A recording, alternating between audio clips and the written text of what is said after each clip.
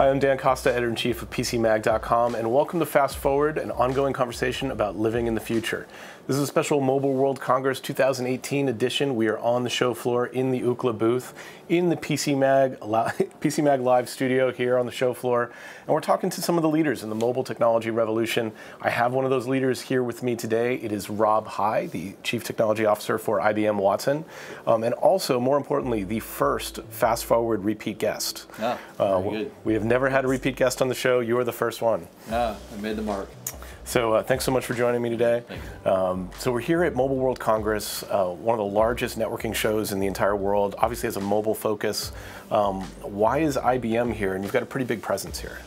We're here for two reasons. One, of course, is that so much of information is about how you distribute and deliver that. Networks are a big part of that. Mobile devices are a big part of that. And because we actually have a fairly strong presence in the mobile world. We provide mobile device management, mobile device operating support, and we have also introduced some of our own capabilities for Watson through many of the mobile applications. We've got a very strong partnership with Apple, and we build mobile application solutions for enterprises with that partnership. So we've got many reasons for being here. So the AI space has come a long way. It's moving very fast. Since we spoke last year, it seems to be one of the areas that's growing fastest is our chatbots and AI interfaces, like basically customer service bots. Do you think that that's how most people are going to encounter and experience AI for the first time? For the first time, I think it's very popular. It's certainly a convenient way. There's certainly a problem there where when people are looking for assistance and either making a buying decision or servicing their product or dealing with it, you know, the experiences they encounter today tend to be very inconsistent. You know, even when you call into a call center, when you talk to one agent versus another, oftentimes what you do is get different information, different answers.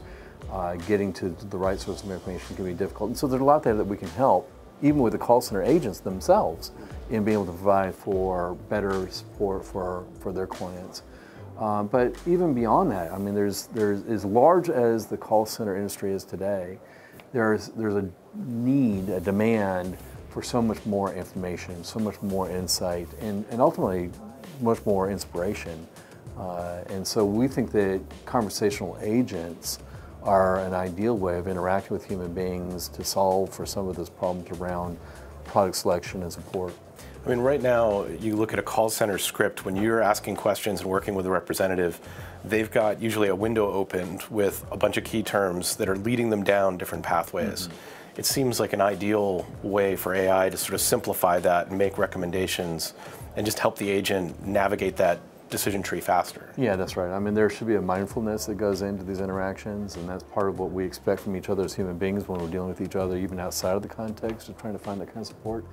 And this is really kind of key. You know, ultimately, at the end of the day, what people are looking for is not just an answer to their question, because sometimes we don't even know what the right question is, and sometimes we go into a conversation with a question that is only an opening. Ultimately, what we want to do is get to what's the real problem behind the question, and customer engagement is really that. It's about how you establish trust, how do you establish transparency, how do you really empower the client with the knowledge that they need in order to get done the thing they need to get done.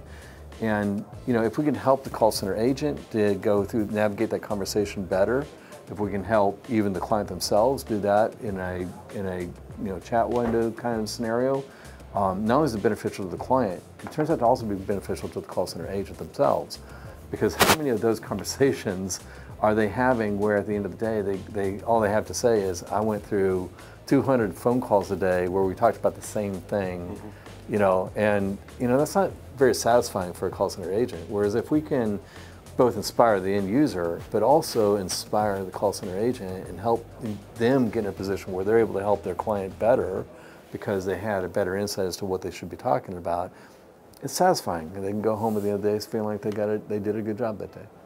One of the things we were talking about before we went on air is sort of the ethical implications of interacting with these AIs, even in these relatively mundane ways. Is there like a different ethical contract that happens when you give information to a call center agent over the phone? Is it different if that information is collected using an AI that's automating the process? Well, certainly we have to be mindful of the potential for any kind of automated system. It doesn't even have to be AI, but any automated system using its power to collect data on a massive scale, that not be taken to work against the client. The clients need to be protected, and that's both for institutional clients as well as their end users. The customer has to feel like what they are giving in order to get the benefit of the interaction is still based on a sense of trust and responsibility around the data they're providing. So I do think that there is more emphasis we have to put on these conversational agents, these chatbots, on trying to make sure that what they're doing is something for the good of that client. But that said, in some sense, it's the same. When I tell you something about myself, I trust you to not broadcast that information to somebody else. I am literally broadcasting that information right now.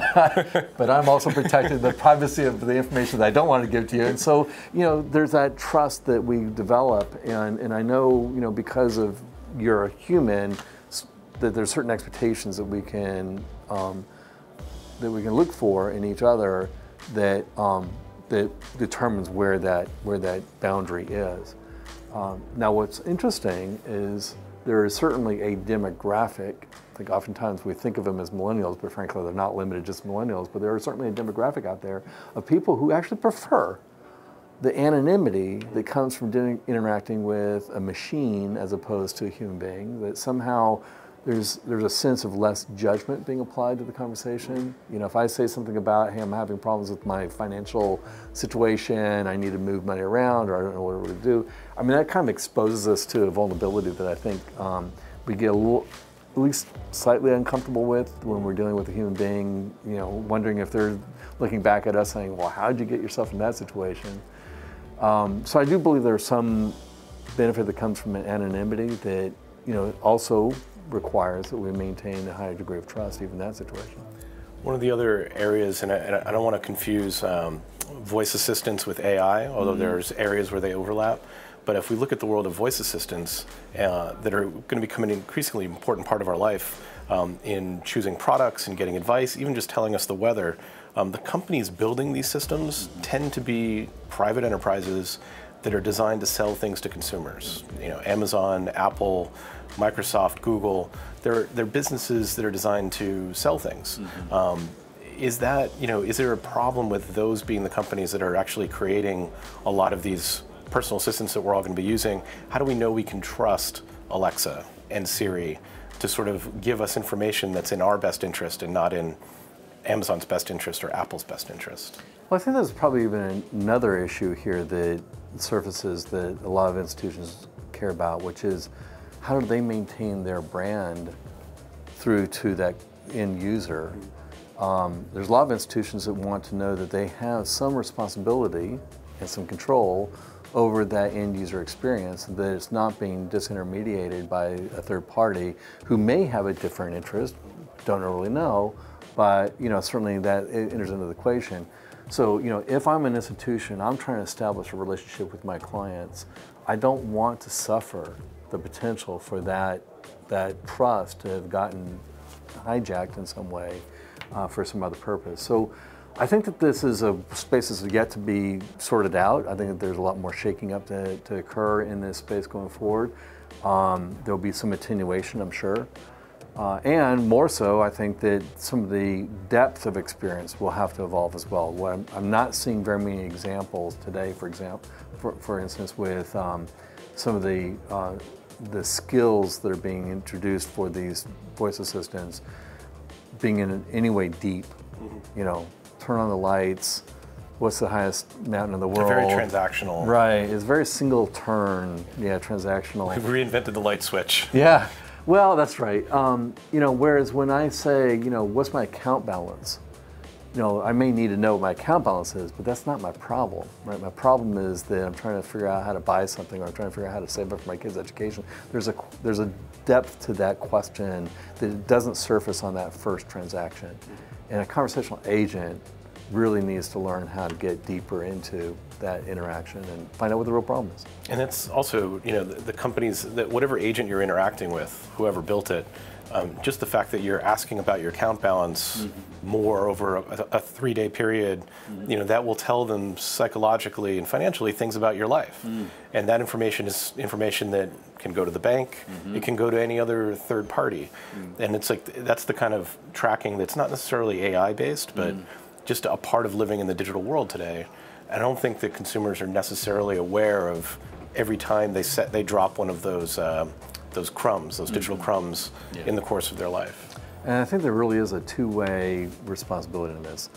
The vendors that provide technology, the institutions that take the technology and deliver product and offerings, they all have a responsibility to make sure that the technologies that we're offering are encouraging, if not ensuring, that they're being applied in the best way possible, that we're protecting the data of the individual, et cetera, et cetera. I also think that consumers have a responsibility in this, that sometimes we overlook. It's far too easy, and we take it too much for granted that we can just simply give information away in the hopes of getting some benefit back from that. But at some point, I think it's also important for us to say, wait a minute, if I believe that this institution or this technology provider is not in fact protecting my data, is not using that data for the sake of benefiting me, is somehow siphoning it to benefit some other financial purpose that I don't have any control over, I gotta say no, right? I gotta step up and say, wait a minute, I'm going to demand technologies from those who will respect me, and I'm going to stop using technologies that come from organizations that... Do you think consumers have enough power to actually leverage that control? Because I would love to not have Equifax ever have any more of my information after this colossal data breach. But I can't really deny them my information. Like, they're going to have my credit information, and if I did deny it to them, there's a chance that I might get denied my next mortgage. So practically speaking, I don't have enough power to tell Equifax what I would like to tell them.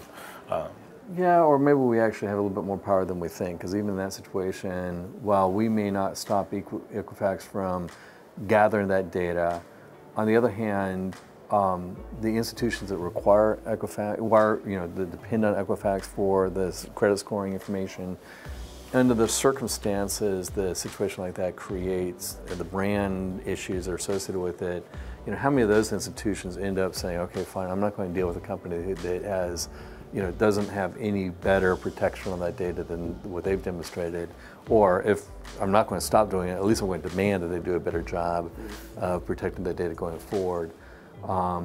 So there may be some indirect influences that we can have, and certainly we as a society collectively have a lot more influence than we do as individuals. I want to bring up the paperclip question when it comes to AI, which is one of the concerns people have with superintelligence, and which people think will be the eventual result of AI research, AI development, is that we're going to build these AI systems and then we're going to lose control over them. And it'll be very easy to do so, and we may have the best of intentions, but we won't be able to predict the inevitable consequences of what these superintelligences might do. And the example that gets bandied about is that if you suppose you direct an AI to just optimize resources for paperclip development, use as many resources, do it as efficiently as possible, and you give it some agency, you give it to some control to do that, and its only outcome is to maximize paperclips. Seems like a safe direction to give an AI, but when you start factoring in all the sacrifices it will make in terms of human happiness, in terms of a balanced economy, in terms of basically any other inputs, it will wind up doing unethical things in order to maximize what is essentially a fruitless goal. What do you think about that as a risk that we're facing? So these things are a little bit hypothetical, but at least super hypothetical. We don't need that many paperclips. That's right. Yeah, that's right. But I think that the way to think about this isn't so much in terms of these AIs being left alone to go do what they want to do autonomously. There are no examples yet today of where we have an AI that is so independent of human input that they could in any way evidence that sort of outcome. Whereas when we think about these AIs as being entirely in a role that amplifies our own human cognition, that the AI is there not to have its own mind, not to sort of replicate the human mind, but rather to have a role in helping us in what we do as human beings do it better, whether that is look at alternative sources of information, see through our biases to other perspectives, to inspire new ideas, to help us with our creativity. Those sorts of objectives for AI, don't risk that, because at some point it's not up to the AI to make any of these decisions. It's up to us to make the decisions. We will get the benefit of AIs helping us in that decision-making process, but ultimately the decision is still ours and ours to make. The cases that you're talking about, I don't know. I always struggle to speculate on what the future is going to look like too much, because we know that the world will change, but the reality is that we're so far away from that kind of autonomy that it's not even a realistic thing to think about and to speculate on how best to solve for. Except that I will reinforce what I said before. It is our responsibility to start thinking about what we need to put in place, what kind of expectations we need to establish, what kinds of contracts we need to have in place between technology providers and consumers and clients. It's never too soon to start thinking about that. I do think that at some level, even in the worst case scenarios that we imagine, we always sort of think of these scenarios without recognizing that there are safeguards in place, right? These things are not unchecked. The safeguards, what kind of safeguards? Well, we as humans have more influence over what happens, because a lot of these things you can think of in economic terms. And I'll just go back. Look at the history of every tool that we've ever in our human history.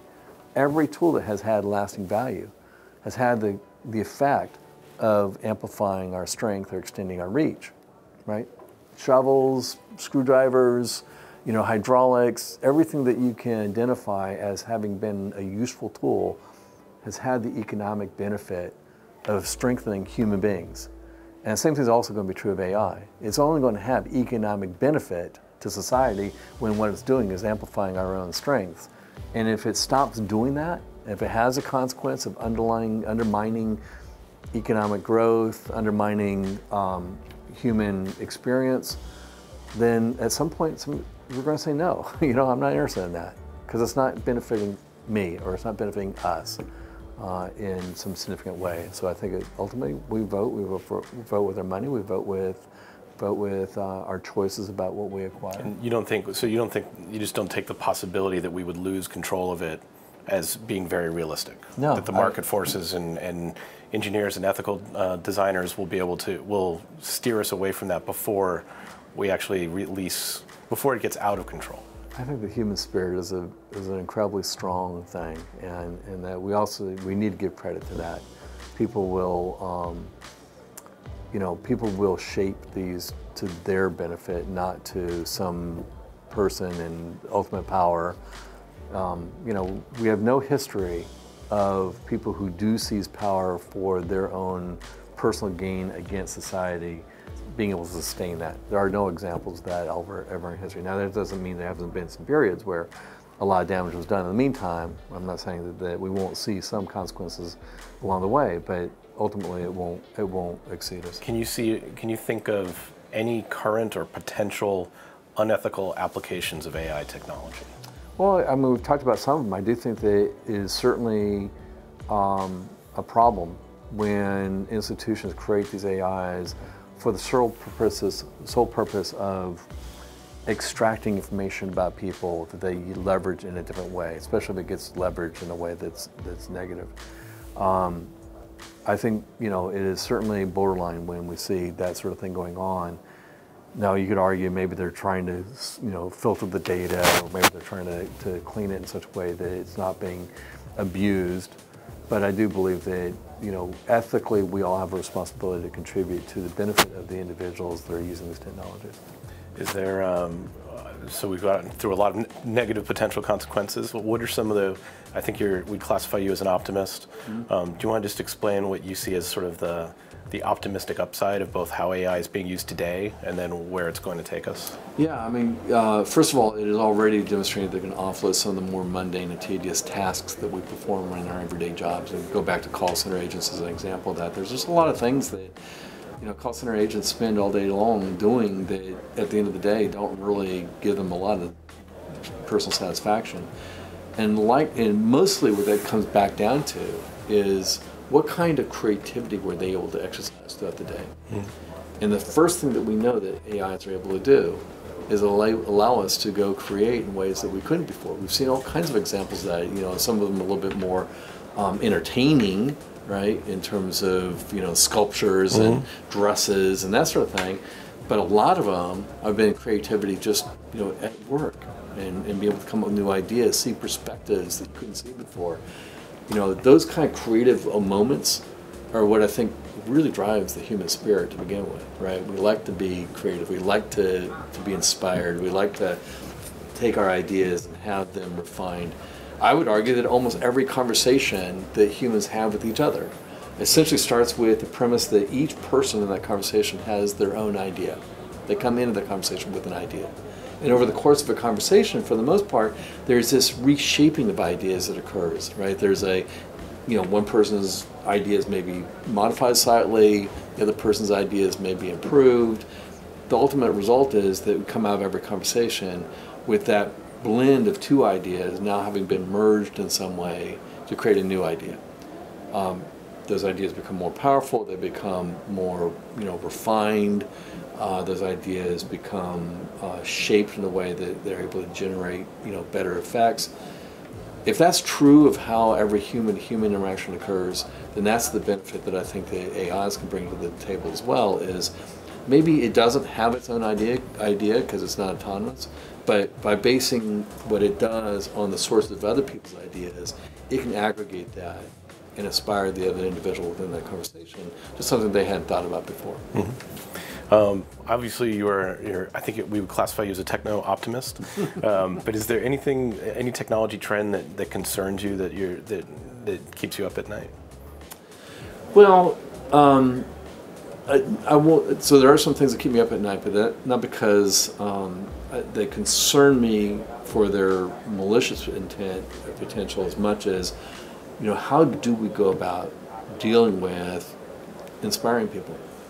So it's one thing to inspire people merely by providing them information, but even that becomes a little bit sterile at the end of the day, right? Sometimes when we get presented an article, there may be a lot of good information in the article, but sifting through all the information that's in there can be difficult. We maybe don't have time to read the entirety of the article, etc. Whereas, that's not really kind of how humans interact with each other. It's not how humans convey new ideas or inspire new ideas. It's a little bit more contextual. It's a lot more based on having an understanding of that person. It could be as simple as understanding their psychology or their personality or their emotional state. It could be as profound as having an in-depth relationship with them, where you learn something about how that person operates and what sort of inspires them over time. These are things that humans possess. We actually kind of collect this information about each other subconsciously sometimes. You and I may not have, before getting into this conversation, spent very much time consciously thinking about each other's emotional state, but yet subconsciously we're factoring that in. It's influencing the way that we interact. So these are hard problems, right? How do you really understand somebody well enough to be able to interact with them, to get to just the right sets of words, expressed in just the right way, that causes them to go away with an idea that they didn't have before? That's a difficult challenge. There's a lot to that. Yeah, I would say there's a group of hackers in Russia who have figured out how to influence people's opinions pretty effectively using some technology tools. Yeah, that's right. Is there anything that is there a product or service that you use every day that just continues to inspire wonder? Well, so I think there are a lot of the advances that they've already started to hit the market and will get deeper, are the ones that are able to kind of reason about the problem that's being presented or the question being asked, not just simply by pulling up some table of information and indexing into it, but really by looking through literature and identifying, what are the most relevant pieces of information, how do you create inferences, given that literature across a large body of literature is going to have a lot of inconsistencies, but finding what was the salient consensus in that, or sometimes maybe even not the consensus, what's the ultimate perspective that the minority represents within that literature, that at that moment is going to be most important to the context of the conversation that's occurring.